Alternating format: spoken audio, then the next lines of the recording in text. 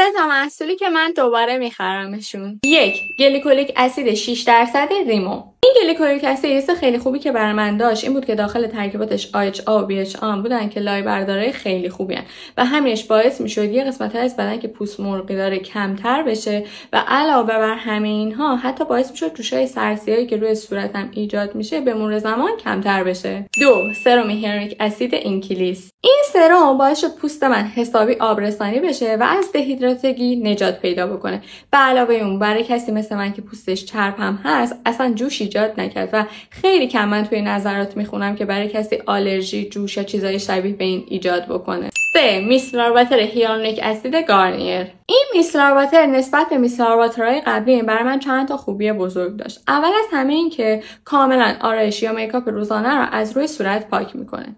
بعد از اون تو همون لحظه پوست رو حسابی آبرسانی میکنه و برای قسمت‌های حساس صورت مثل لب یا چشم قابل استفاده است. حالا شما بهم بگین چه محصولاتی رو میخرین و همیشه ازش راضی هستین؟